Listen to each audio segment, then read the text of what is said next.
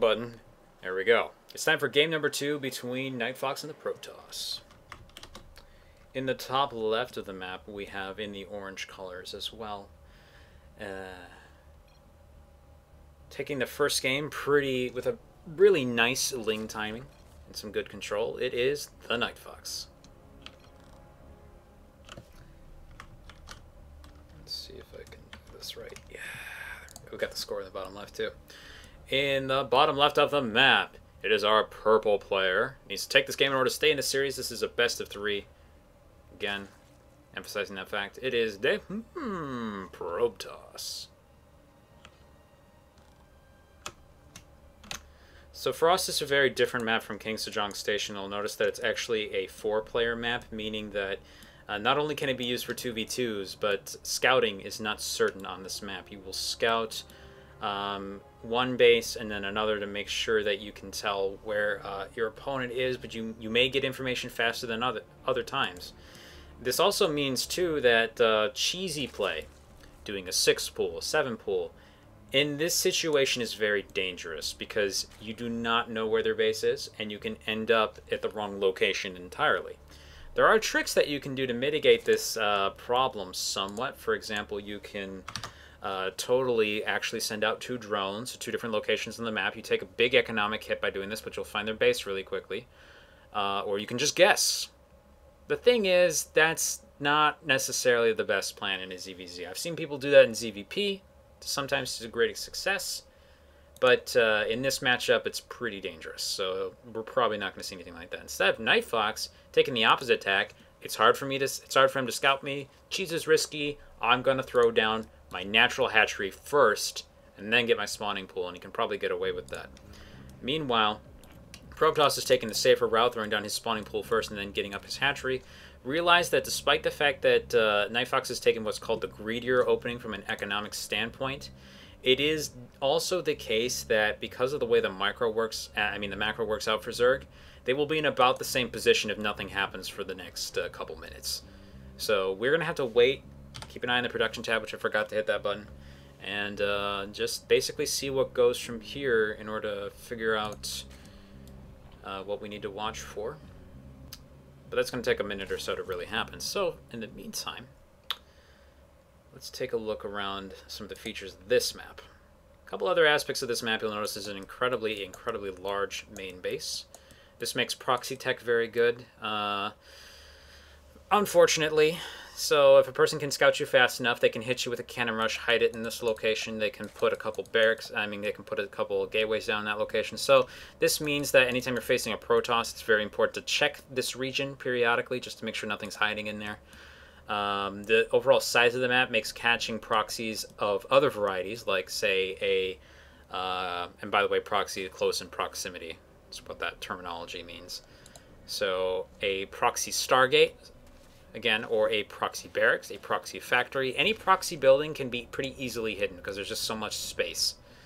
The other thing that's important here is that there are really only 2 attack paths that our opponent players will be using. One here, one here. We got a couple lings running into the base right now. The primary point of this is not to cause damage. This is to get some scouting info. He sees that this base is up. He sees the amount of drones that are at it, and gets kind of the idea of the size of the army. He sees that it's also 2 Zerglings, so they know they're in about the same position at the moment. We have a few more lings back home.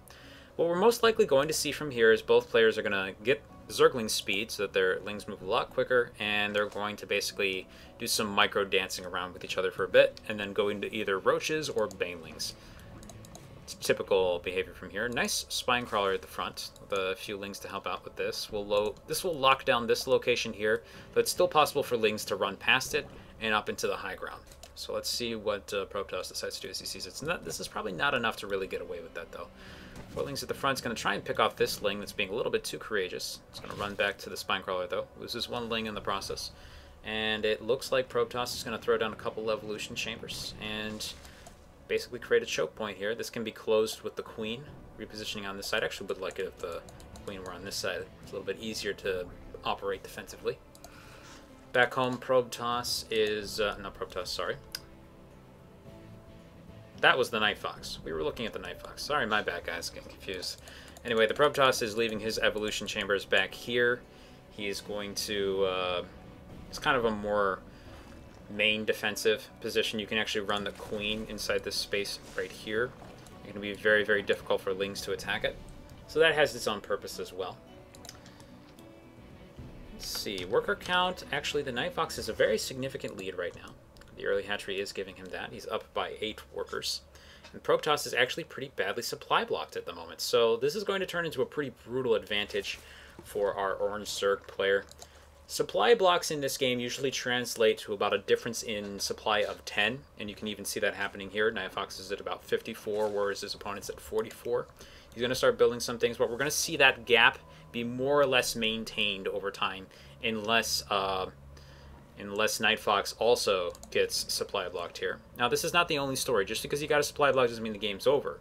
It just means that there's an opening. It means that your army is going to be a little weaker in the next attack. It means that it's going to take some time for the supply block to kind of fade away. It's like any other cut or wound. It heals over time. If you don't get another supply block, the difference will actually just close eventually, but it probably won't happen until you get another base. So, you know, this is an interesting positioning on the queen there. Like, still has that opening there. It's okay, though. I mean, with the creep spread is also eyeballs for the Zerg. So not only does it make your units faster, but it also gives you vision. You can see everything that's on the creep. If you see the creep, and there's a creep tumor spreading the creep, those two conditions, the Zerg has vision of it. It's an important rule to remember. Who's scouting units keeping eyes on each other? Now, interesting. Here's where we've seen the first divergence. TheNightFox is going for a quick third, and he's getting some roaches to defend this a little bit. Whereas the TheProbeToss has not gone for his third just yet. He's going to have a little bit more resources for army creation. Now remember, there was still that little bit supply block we had earlier. You still see that there's still a slight lead for the TheNightFox, but we are going to see that lead close very, very quickly now that TheNightFox is actually going for a hatchery. It means that he's spending some more money on buildings rather than units. So as long as TheProbeToss, again, does not get supply blocked, he will catch up and probably pass him up in supply pretty quickly. But he wouldn't be in as good of a position as he would have otherwise been. He's going to have +1/+1 pretty soon here. Whereas the TheNightFox is only just starting his +1 armor. And this may not feel like it makes a big difference, guys, but Blizzard's very clever. Adding +1 damage to a unit often translates into that unit killing another unit in one less hit. So it means that they'll kill everything quicker. This doesn't always apply. Like, there's some units with a lot of health that won't really get affected very much. There's other units that are so weak they already die in one hit to some other units. But the important thing is, someone has upgrades and the other person does not. The person without upgrades is at an incredible disadvantage. And if those upgrades get to +3/+3, then the advantage is almost insurmountable. Here we go. TheProbeToss having grabbed a third hatchery of his own. We have a pressure coming out from the TheNightFox. The Ling actually running at the back of the army to try and get an idea of what's going on here. We do have the Hydras in play now. Hydras attack up and down versus the Roaches only attacking down. They do a lot more damage too. They fire very quickly. And let's see how the engagement goes here. TheProbeToss kind of, TheNightFox kind of focusing on the hatchery there for a second, takes some extra damage at the beginning of the fight. Roaches from TheProbeToss, not quite spread out well enough. Got a couple of them at the back, just not really attacking. However, it looks like the tanking for these Hydras is more or less gone here. And the TheNightFox is being forced to push back. He does have some more forces that are going to gather up with him here. We might see another continued engagement. Nope. TheProbeToss is not going to pursue. So pretty much from here, it's going to come down to whether or not TheProbeToss can secure this base. Oh, he's supply blocked again. No, the army's completely out of position. No, TheProbeToss, come back down here. No, he's going to lose the battle. Okay, good. If he actually if he didn't come back down, he would totally have lost this third base, and things would get really ugly for our purple Protoss. In the meantime, defender's advantage. In other words, the close reinforcement points from our purple Protoss here is going to give him a little bit of a survivability in this fight. And as soon as the Roaches are gone, the Hydras can't take much damage. You're going to see them run away immediately. And with that adrenal glands upgrade is what I believe it's referred to. They're able to move across the... No, muscular augments. That's it. Muscular augments upgrade for the Hydralists. They're able to move a little bit quicker off creep. Can actually escape in fights like this. Without that upgrade, they will die, no matter what. So TheProbeToss still a little bit of an army disadvantage here. He's behind by 20 supply, as you can see on the counter down there. He has caught up in upgrades, though. Now even 1-1. And he's actually going to be hitting +2 attack, and he's getting +2 armor. So soon the armor advantage is actually, the upgrade advantage is actually going into our purple Zerg's favor. He's still starting to get a lot of Hydras, but again, like there's just not enough tanking in this army, I think, for our orange Zerg, and he's being pushed back.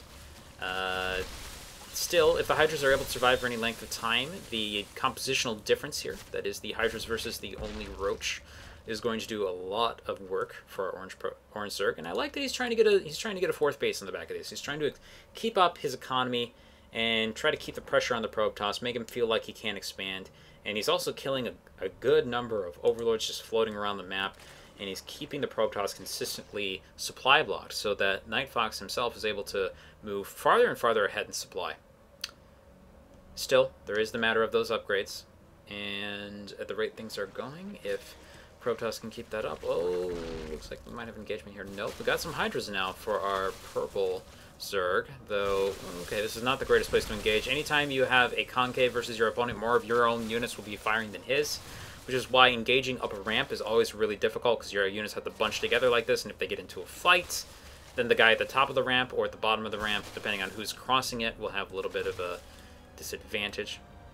TheNightFox being well aware of this, not charging up the ramp, taking whatever little damage he can, trying to bait out an attack, trying to bait out a fight, and he's correctly identifying that he has a pretty significant army advantage at the moment, and with all the damage output from these Hydralisks, the army of TheProbeToss is simply unable to stand up to the might of our orange Zerg, and he's going to push forward here into killing this hatchery down here, and he can push it from here, but I would not be surprised if we see him fall back. Army units from TheProbeToss gathering over here at the natural. And the TheNightFox, as is his typical play style, he is now playing a little bit more passively. He's done the damage that he feels like he needs to, so now he's going to fall back and build up his army a little bit, and then go probably for another push after he gets close to 200 supply. He's at 175 right now, so that shouldn't take too much longer. Unfortunately, the TheProbeToss is hanging out at about 100. It's a massive difference in the number of overall units that are in play. 110 army supply versus 52.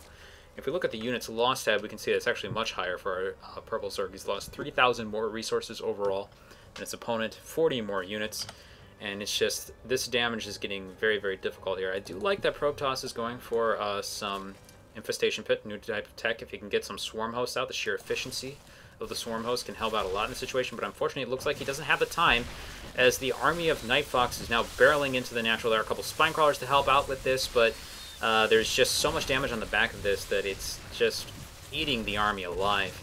And now that TheNightFox is actually moving in, so all the Hydras can actually attack, the damage output is reaching its full maximum potential. There's barely any Roaches left in this army, but it doesn't really even matter anymore. He kills the second hatchery, and once again backs out in order to refresh his army. With that second hatchery gone, and this base nearly mined out, the TheProbeToss will not only soon be broke, but he will also be unable to recreate his army very quickly. Lots of drones going down here, actually even being attacked onto the army. This is usually a sign that the player's giving up a little bit on the inside. And we can even see the army of the TheNightFox moving up here, killing things off really, really easily.